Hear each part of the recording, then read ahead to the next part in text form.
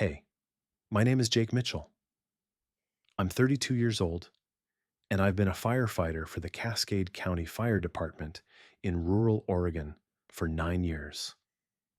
I've pulled unconscious drivers out of burning cars, cut trapped teenagers out of mangled metal on Highway 26, performed CPR on a 70-year-old man in a Walmart parking lot while his wife screamed prayers beside me. I've seen things that make you question whether God exists or if he just stopped paying attention somewhere around the third or fourth preventable tragedy. But nothing, absolutely nothing, prepared me for the night dispatch, called my station, and sent us to 4247 Pinecrest Lane. That was Sarah's address, my ex-wife's address, the woman I'd promised to love forever, then walked away from because forever turned out to be harder than either of us imagined. It was a Wednesday night in late October, the kind of cold that seeps into your bones but doesn't quite commit to snow yet. The kind of night where you can see your breath hanging in the air like ghosts of words you should have said but didn't. I was at the station playing cards with my crew, Rodriguez, Miller, and Captain Hayes. We'd just finished dinner, leftover chili that Rodriguez made and claimed was his grandmother's recipe, but tasted suspiciously like it came from a can. Nobody complained. When you're working a 24-hour shift, you learn not to be picky. We were halfway through a hand of poker when the alarm went off. That sound never gets easier. It doesn't matter how many times you hear it. That piercing shriek cuts through everything, through conversation and laughter and the illusion of normalcy, and reminds you that somewhere, someone's life is falling apart. Structure fire, residential, 4247 Pinecrest Lane. The dispatcher's voice crackled through the speaker, calm and detached like she was reading a grocery list. Multiple calls reporting heavy smoke and flames, possible entrapment, one occupant unaccounted for. The room went silent. Rodriguez looked at me, his cards frozen halfway to the table. Miller stopped mid-chew. Captain Hayes set down his hand carefully, his eyes already on me. I felt the blood drain from my face. "Isn't that—" Rodriguez started. "Yeah," I said, already moving. My chair scraped against the concrete floor as I stood. "That's Sarah's house." Captain Hayes was on his feet. "You sure you're good for this, Mitchell?" "I'm good," I said automatically, grabbing my gear from the hooks by the bay door. "Jake!" His voice stopped me. He walked over, lowered his voice so only I could hear. "I'm asking you straight. Can you do this? Because if you can't, I need to know right now. No shame in sitting this one out." I looked him in the eye. Captain Hayes was 53, with 28 years on the job and a face that had seen every kind of tragedy you could imagine. He'd pulled his own brother out of a car accident once. He knew what I was feeling. "I can do it," I said. My voice was steady even though my hands weren't. "She might be in there, Captain. I have to go." He held my gaze for another second, then nodded. "All right, but you follow my lead. You hear me? You don't go cowboy. You don't take unnecessary risks. We go in, we do our job, we come out. Clear? Clear. Good, let's move." We were in the truck in under 60 seconds. I sat in the back, my fingers working automatically through the familiar motions, buckling my coat, checking my tank pressure, securing my helmet. But my brain was somewhere else entirely, racing through possibilities I didn't want to think about. Sarah trapped inside. Sarah unconscious. Sarah hurt. Sarah gone. Please don't let it be her. Please don't let it be her. Please, God, if you're listening, don't let it be her. The truck screamed through the quiet streets of Cascade County, lights flashing red and blue against the dark houses. Most people were inside, eating dinner or watching TV, completely unaware that 3 miles away, someone's entire world might be burning to the ground. Rodriguez sat across from me, already pulling on his gloves. "She's probably not even home, man," he said, trying to sound reassuring. "Could be at work, could be out with friends, might just be a kitchen fire or something." I nodded, but I didn't believe him. Sarah was a nurse at Mercy General, but she worked day shifts now. Ever since the divorce, she'd switched to days because she said nights reminded her too much of when we were married, when our schedules kept us apart like some cruel joke. She'd be home by now.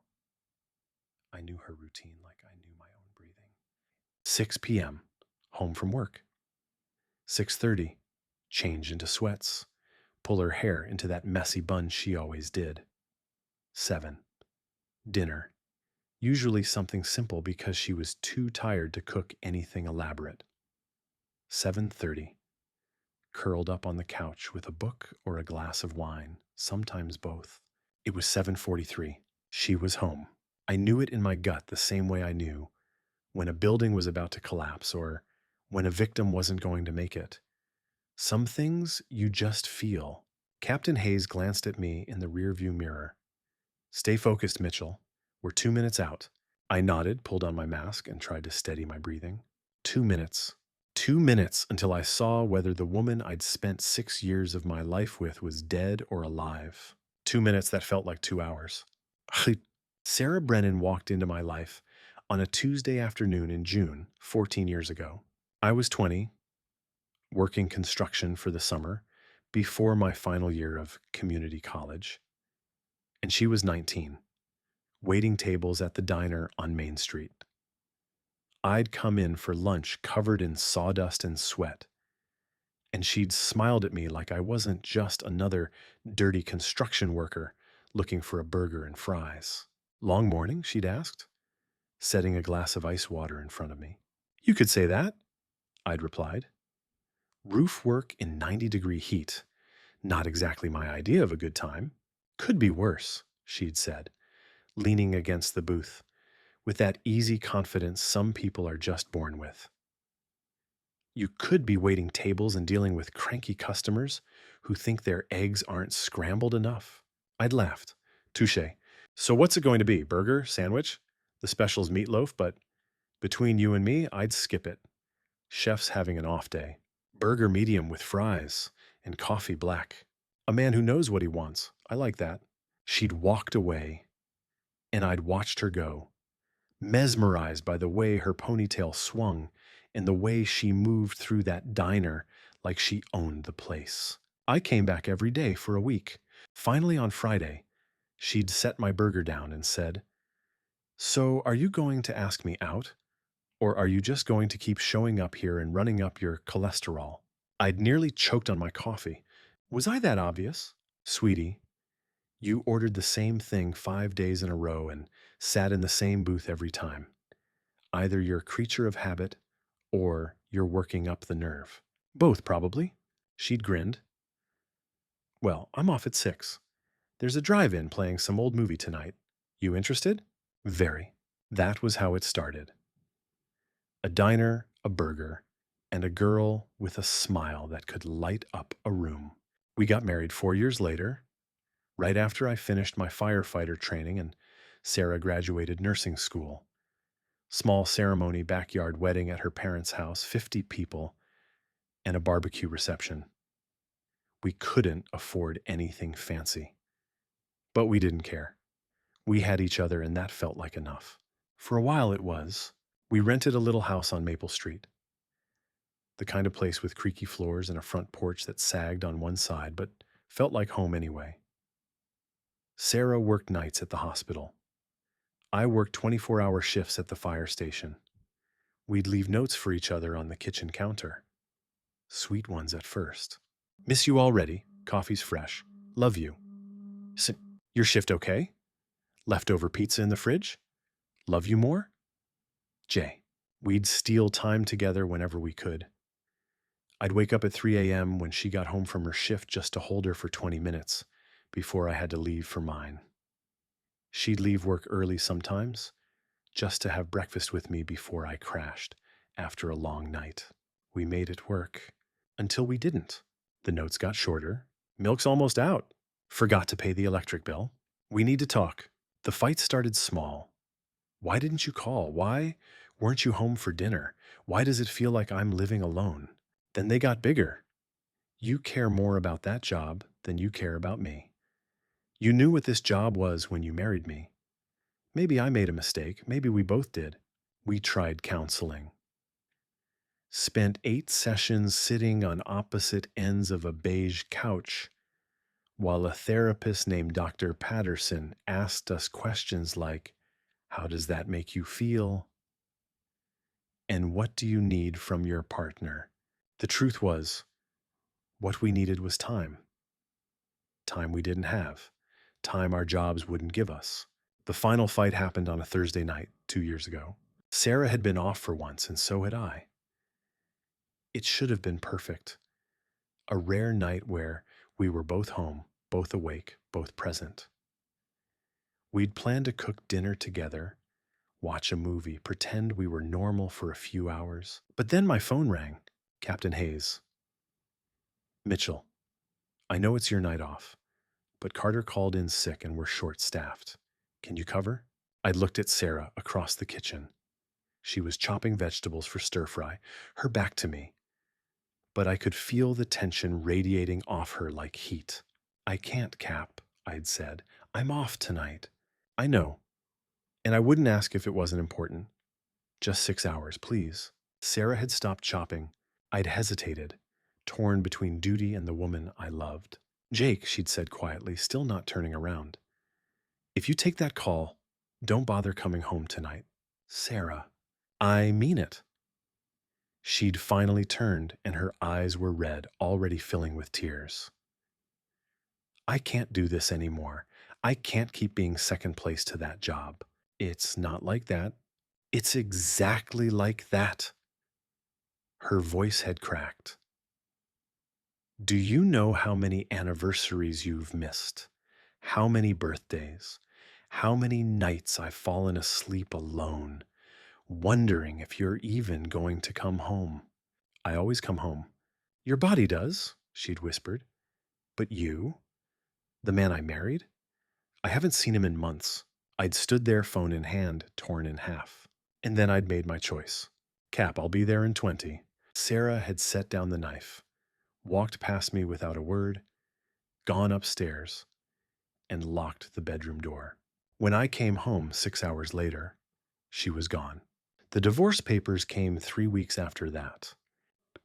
When Engine 7 pulled up to 4247 Pinecrest Lane, the house was already fully involved. Flames poured from every window like liquid gold, licking up the sides of the structure and reaching for the night sky. Thick black smoke billowed into the air, blocking out the stars. The heat hit us even before we got out of the truck, an oppressive, suffocating wall that made the air shimmer. Neighbors stood across the street in bathrobes and pajamas, some filming on their phones, others just staring in shock. A woman was crying, her hand over her mouth. Is anyone inside? Captain Hayes shouted at the crowd as we jumped out. An elderly man in a duck sweatshirt stepped forward. I saw Sarah go in about 20 minutes ago. I haven't seen her come out. My stomach dropped to my boots. You sure? Hayes pressed. Positive. I was taking out the trash, saw her pull into the driveway. She went inside, and then 5 minutes later, I saw smoke. Hayes turned to us. Miller, Rodriguez, get water on that west side. Keep it from spreading to the neighboring structures.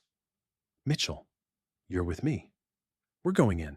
Copy, I said, my voice sounding strange in my own ears.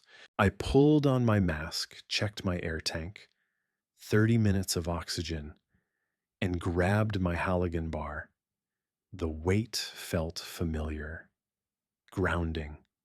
I'd done this 100 times before. Search and rescue. Find the victim, get them out. Don't think about anything else. But this wasn't just any victim. This was Sarah. Hayes kicked in the front door, and smoke poured out like a living thing, thick and black and toxic. The heat inside was unbearable, even through my turnout gear. It felt like stepping into an oven. "Sarah!" I shouted into my mask, knowing she probably couldn't hear me over the roar of the fire. "Sarah, where are you?" "Nothing." We moved through the house low and fast, our flashlights cutting through the smoke. The living room was completely engulfed. Couch, curtains, coffee table, all of it burning. The ceiling above us groaned, beams cracking under the stress. "We've got maybe 5 minutes before this place comes down," Hayes said into the radio. "Make it quick." I didn't need to be told twice. I knew this house. I'd helped Sarah move in 18 months ago, even though we were already divorced. I'd carried boxes, assembled furniture, hung pictures on the walls while she directed me like a general commanding troops. I knew the layout like I knew my own apartment. Living room to the left, kitchen straight ahead, hallway to the right leading to the bedroom and bathroom. We went right. The hallway was a tunnel of smoke and flame. Pictures on the walls were melting, their frames warping from the heat. I could barely see 2 feet in front of me. "Bedrooms at the end," I told Hayes. We pushed forward. My radio crackled. "Captain, structure's unstable." Rodriguez's voice came through. "You need to get out of there." "Almost there," Hayes replied. The bedroom door was closed.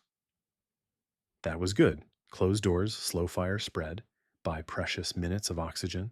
I kicked it open, and there she was. Sarah. She was on the floor beside the bed, unconscious, her body curled on its side. Her face was streaked with soot, her hair tangled and damp with sweat. She wasn't moving. For one terrible frozen second, I thought we were too late. Then I saw her chest rise, just barely, just enough. "I got her!" I shouted into the radio, dropping to my knees beside her. I rolled her onto her back, checked for breathing. Shallow, labored, but there. Her pulse was weak but present. And that's when I saw it. Her stomach, the curve of it, unmistakable even through her shirt. Sarah was pregnant. The world tilted. "Mitchell, we gotta move!" Hayes grabbed my shoulder. I shook myself, scooped Sarah into my arms. She was heavier than I remembered, or maybe I was just weaker. Her head lolled against my chest. "I've got you," I whispered, even though she couldn't hear me. "I've got you." We ran through the hallway, through the living room, through the wall of heat and smoke and destruction. Behind us, I heard the ceiling collapse with a sound like the end of the world. Wood splintering, glass shattering, everything crashing down. We burst through the front door into the cold October night. I laid Sarah on the grass, 20 feet from the burning house, and ripped off my mask.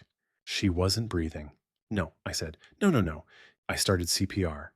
30 compressions, 2 breaths. 30 compressions, 2 breaths. "Come on, Sarah," I begged, pushing down on her chest.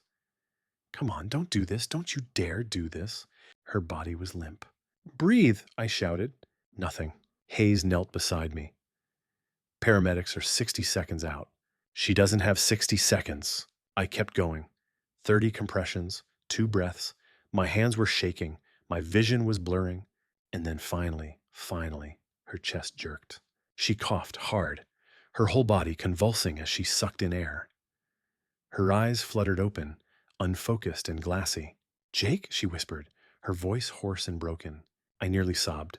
"Yeah," I managed. "Yeah, it's me." "You're okay? You're going to be okay." The ambulance screamed into the driveway, paramedics jumping out with a stretcher and medical bags. Female, late 20s, smoke inhalation, possible burns. I told them as they took over, my voice mechanical. She was unconscious when we found her. Pulse weak, breathing shallow. She's pregnant. One of the paramedics looked up sharply. How far along? I don't know. They loaded her onto the stretcher, started an IV, placed an oxygen mask over her face. Sarah's hand reached out, found mine. Don't leave, she whispered. I won't, I promised. They wheeled her into the ambulance and I climbed in after her, still in my turnout gear, still covered in soot and ash. As the doors closed and the ambulance pulled away, I looked back at the house. It was gone, just a skeleton of flames and smoke. But Sarah was alive, and that was all that mattered. Mercy General Hospital at midnight had a specific kind of quiet. The fluorescent humming, disinfectant smelling, waiting for bad news kind of quiet that settles into your bones and refuses to leave. I sat in the emergency room waiting area, still wearing my turnout gear, pants and suspenders, my jacket unzipped and hanging open. I'd left my helmet and tank in the ambulance. Someone had handed me a bottle of water. I couldn't remember drinking it, but it was empty now. My hands were shaking. I'd washed them in the bathroom, scrubbed the soot and ash from under my fingernails until the skin was raw, but I could still smell the smoke. It clung to everything: my hair, my clothes, the back of my throat. Rodriguez and Miller had shown up 20 minutes after we arrived, still in their gear, their faces smudged with ash. Captain sent us to check on you, Rodriguez said, dropping into the plastic chair beside me. How is she? I don't know yet, I said. My voice sounded hollow. They took her back as soon as we got here. Nobody's told me anything. Miller handed me a cup of terrible hospital coffee. You saved her life, man. I stared at the cup without drinking. She was pregnant. The words hung in the air. Rodriguez's eyebrows shot up. Wait, what? Sarah's pregnant? 7 months, maybe more. I didn't know. I ran a hand through my hair. She didn't tell me. Why would she? Miller said gently. You guys have been divorced for 2 years. I know that, I snapped. Then immediately felt guilty. Sorry, I didn't know. Rodriguez put a hand on my shoulder. It's okay to be messed up about this, Jake. Nobody expects you to have it together right now. I nodded, not trusting myself to speak. We sat there in silence for another 20 minutes before a doctor in blue scrubs pushed through the double doors. She was in her 50s, with tired eyes and gray hair pulled into a bun. Family of Sarah Mitchell? I stood up so fast I almost knocked over my chair. That's me. I mean, she's my ex-wife, but I'm the one who brought her in. The doctor's expression softened. You're the firefighter who pulled her out. Yes, ma'am. How is she? She's stable. Smoke inhalation, first-degree burns on her hands and arms, but nothing life-threatening. We've got her on oxygen and fluids. She's going to be okay. The relief hit me like a physical blow. My knees went weak. And the baby? I heard myself ask. The doctor smiled just a little. Baby's heartbeat is strong, no signs of distress. Sarah was very lucky you got to her when you did. Another few minutes. She didn't finish the sentence. She didn't have to. Can I see her? She's asking for you, actually. Room 347, third floor. I took the stairs because I couldn't stand still long enough to wait for the elevator. By the time I reached the third floor, my legs were burning and I was out of breath, but I didn't care. Room 347 was at the end of the hallway. I stood outside the door for a full minute, my hand on the handle, trying to prepare myself for whatever I was about to see. Finally, I pushed it open. Sarah was lying in the hospital bed, propped up against pillows, an oxygen cannula in her nose, and an IV line running into her left arm. Her face was pale, her hair pulled back in a messy braid that someone, a nurse probably, had done for her. Her hands were wrapped in white gauze, but she was awake. And when she saw me, her eyes filled with tears. Hey, I said quietly, stepping into the room. Hey, she whispered back. I walked to the chair beside her bed and sat down, suddenly unsure of what to do with my hands. We stared at each other for a long moment. You look like hell, she said finally. a weak smile tugging at her lips. I let out a breath that was half laugh, half sob. Yeah, well, I had a rough night. Me too? Silence settled between us, heavy with everything we weren't saying. Thank you, Sarah said finally, her voice cracking, for saving my life. You don't have to thank me. Yes, I do. A tear rolled down her cheek. You didn't have to come into that house, Jake. You could have let someone else do it. No, I couldn't. Why not? I looked at her, really looked at her, and spoke the truth I'd been holding on to for 2 years. Because I never stopped loving you. Her breath hitched. I know I screwed up, I continued, the words pouring out now like water through a broken dam. I know I chose the job over you 1,000 times. I know I made you feel like you weren't important, like you weren't enough. But Sarah, you were everything. You still are. And when I heard that address over the radio, when I realized it was your house, my voice broke. I couldn't breathe. I couldn't think. All I knew was that I had to get to you. Sarah was crying openly now, tears streaming down her face. I never stopped loving you either, she whispered. I tried. God, I tried. I told myself that leaving was the right thing, that we were too broken to fix. But every single day for the past 2 years, I've woken up and wished you were there. I reached for her hand, careful of the bandages, and held it gently. I'm sorry, I said. I'm so sorry for all of it. Me too. We sat there, hands clasped, both of us crying in a hospital room at 1 in the morning, while machines beeped softly in the background. Then Sarah took a shaky breath and said, Jake, I need to tell you something. I nodded, bracing myself. I'm pregnant. I know. I saw it in the house. 7 months, she said quietly. Her free hand moved to her stomach, resting there like she needed to protect it. It's a girl. My throat tightened. Who's the father? She closed her eyes. His name was Eric. We met at the hospital about a year ago. He was a pharmaceutical rep, came by once a week to pitch new medications to the doctors. He was charming, funny, persistent. He asked me out for coffee, and I said yes because I was lonely, and I wanted to feel like someone wanted me. I felt a sharp stab of jealousy, followed immediately by shame. I had no right to be jealous.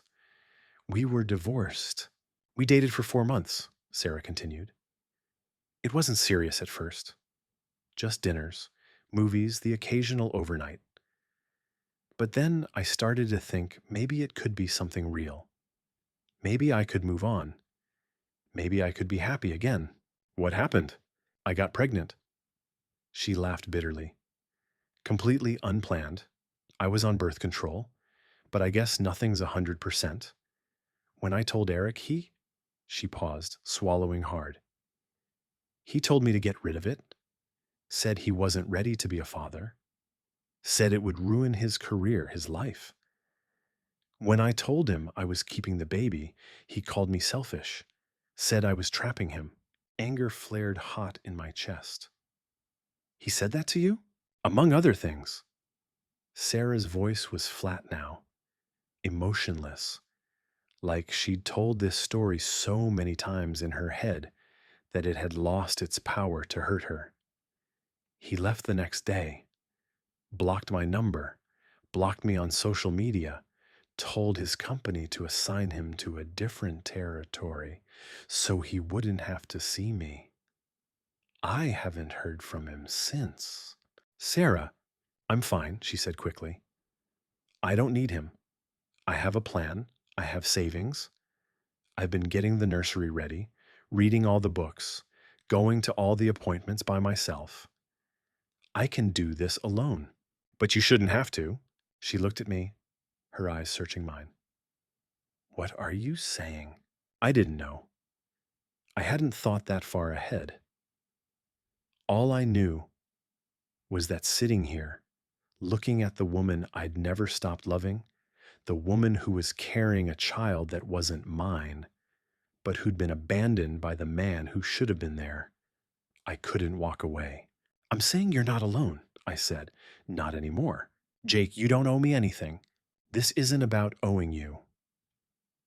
I squeezed her hand gently. "This is about the fact that I still love you. And I know I don't have any right to be part of this. And I know this baby isn't mine. But if you'll give me another chance, I want to be here for you, for her, for all of it." Sarah stared at me like she couldn't quite believe what she was hearing. "You want to help me raise another man's child?" she whispered. "I want to help you raise your child," I corrected. "And yeah, if you'll let me, I want to be there. I want to be the person who shows up, Sarah. I want to be the person you can count on. What if it's too hard?" Her voice broke. "What if we fall apart again?" "Then we fall apart," I said. "But at least we'll have tried. And this time, I promise you, I won't choose the job over you. Not ever again." She was crying so hard now that she could barely breathe. I stood up, careful not to disturb the IV lines, and wrapped my arms around her. She buried her face in my chest and sobbed. "I'm scared," she whispered against my shirt. "Me too," I admitted, "but we'll figure it out, together." We stayed like that for a long time, holding each other in a hospital room while the rest of the world moved on without us. Sarah was discharged from the hospital 2 days later, with instructions to rest, stay hydrated, and follow up with her OBGYN within the week. She had nowhere to go. Her house was gone, completely destroyed by the fire. The investigation determined it had started with faulty wiring in the kitchen, an old electrical issue that had been ticking like a time bomb for months. Insurance would cover rebuilding, but that would take time. Months, maybe longer. "You're coming home with me," I told her, as the nurse wheeled her toward the hospital exit. "Jake, I can't ask you to." "You're not asking, I'm telling you. My apartment's small, but it's got a couch that pulls out into a bed, and it's better than a hotel. I can stay with my parents." "Your parents live 3 hours away, and you just got out of the hospital. You're staying with me." She looked at me for a long moment, then nodded. "Okay, thank you." My apartment above the hardware store wasn't much. 1 bedroom, 1 bathroom, a kitchen the size of a closet, and a living room barely big enough for a couch and a TV. But it was clean, and it was mine. And for the next few weeks, it was Sarah's too. I gave her my bed, I took the couch. The first night was awkward. We moved around each other like strangers, polite and careful, neither of us quite sure what we were doing. "Do you need anything?"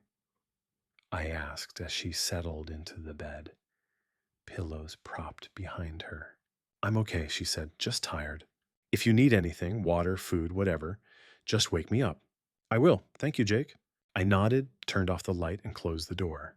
I lay on the couch, staring at the ceiling, listening to the sound of her breathing through the thin walls, and wondered what the hell I'd gotten myself into.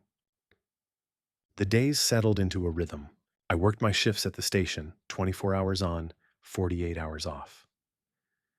When I was home, I cooked meals, did laundry, ran errands. Sarah rested, read books, and slowly started to look less like someone who'd almost died and more like someone who was healing. We talked.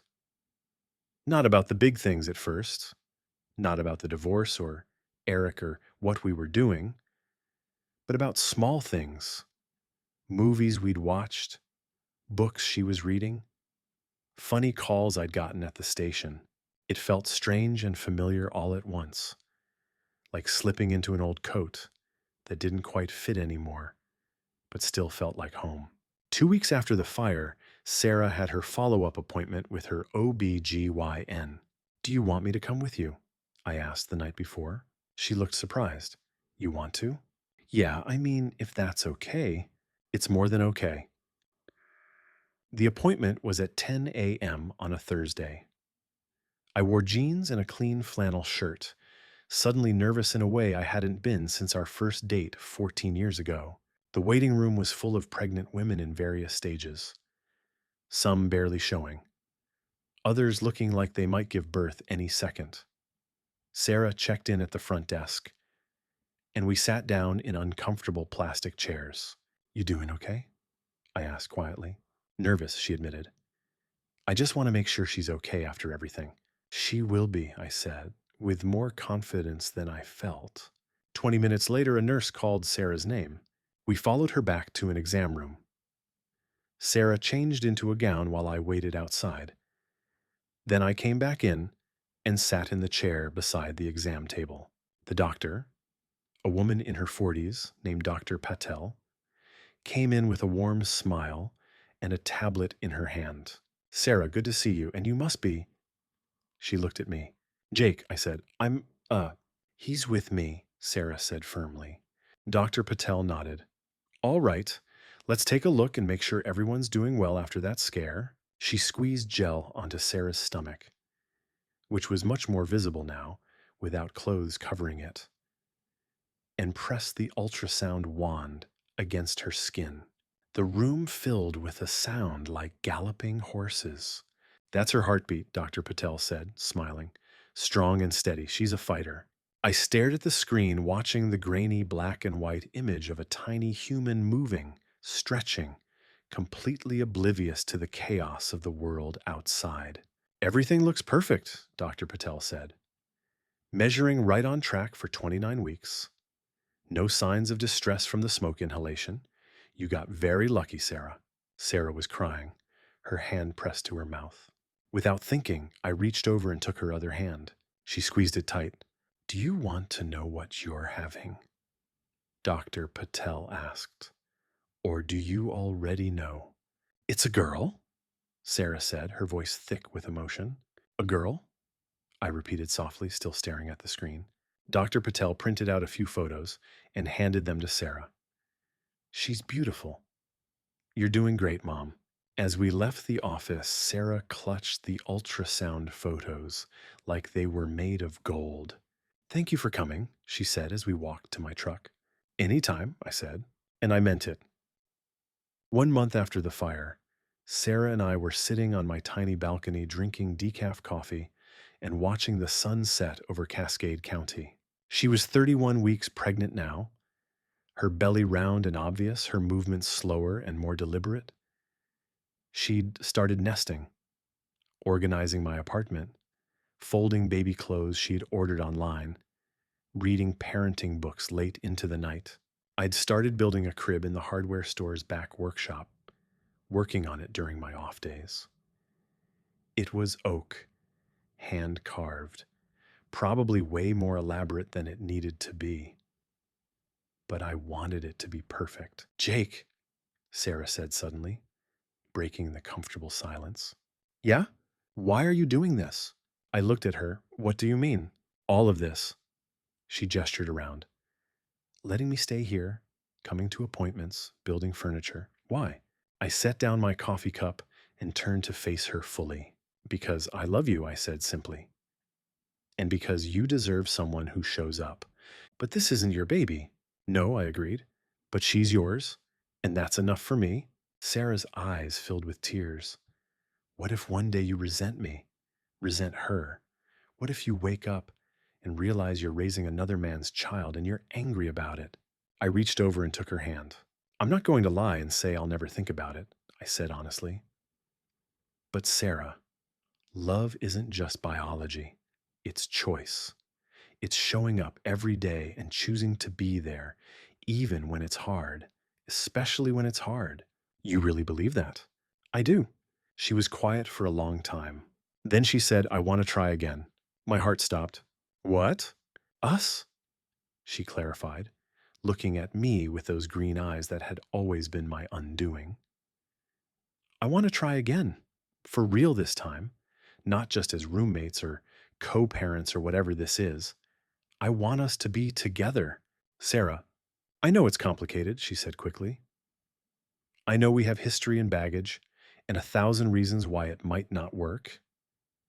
But Jake, I've spent the last month living with you, and it's been the happiest I've been in 2 years.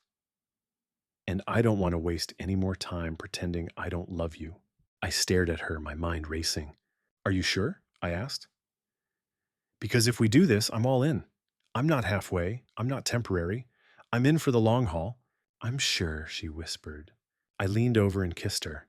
It was soft and tentative at first, like we were both afraid it might break. But then she sighed against my mouth and I pulled her closer, and it felt like coming home after years of being lost. When we pulled apart, she was smiling through her tears. So we're doing this? She asked. Yeah, I said, we're doing this. Grace Elizabeth Mitchell was born on December 18th at 6:47 a.m. Sarah's water broke at 2 in the morning. I'd been asleep on the couch. We still hadn't moved past me sleeping there, both of us too nervous to rush things, when I heard her call my name. Jake.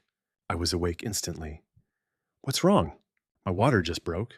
I was on my feet, grabbing my keys, my phone, Sarah's hospital bag that we'd packed 3 weeks ago.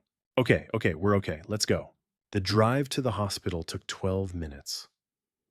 Sarah breathed through contractions in the passenger seat, her hand gripping mine so hard I thought she might break my fingers.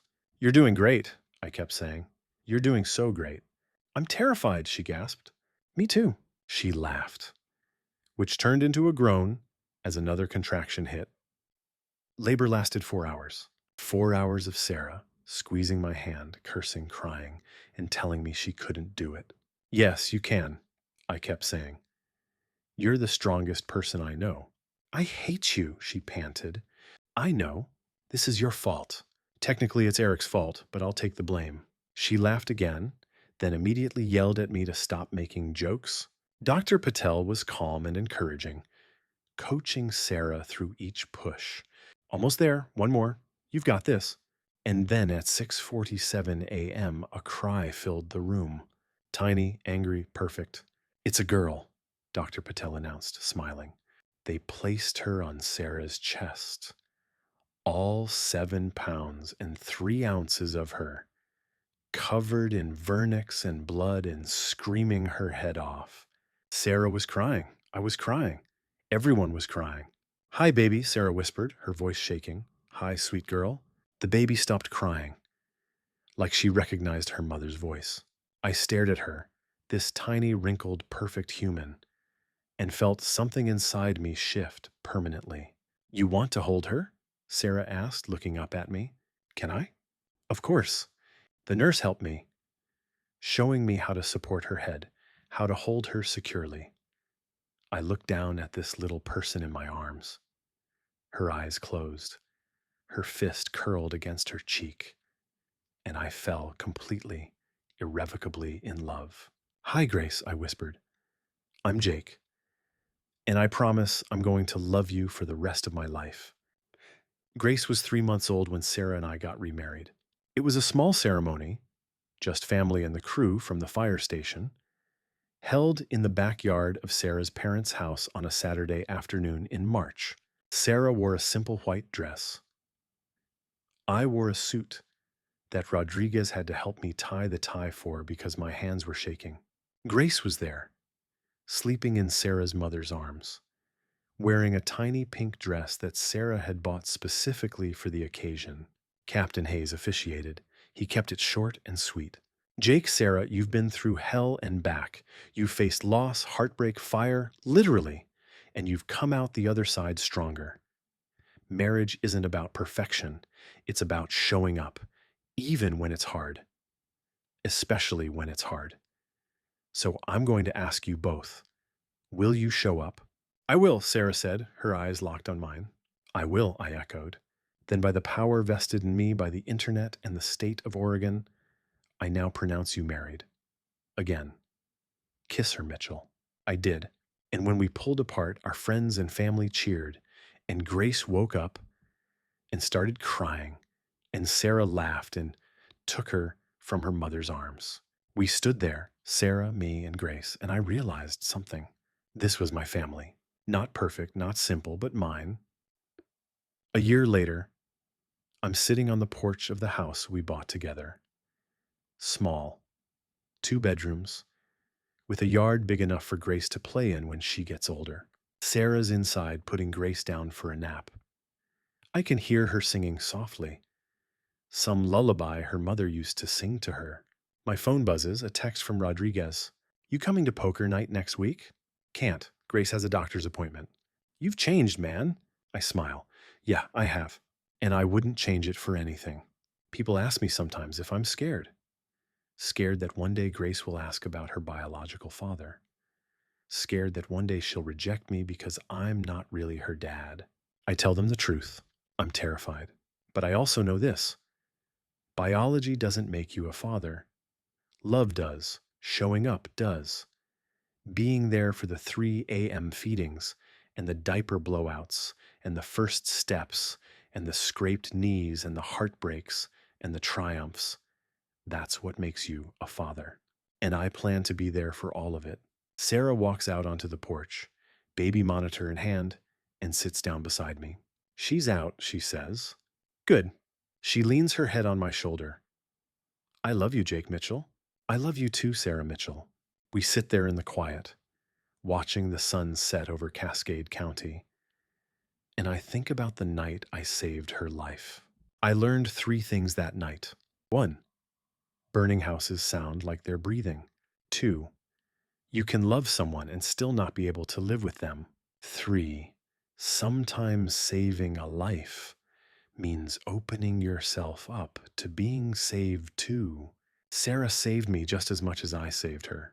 And Grace? She gave us both a reason to be better. That's the forever kind of love, the kind worth fighting for.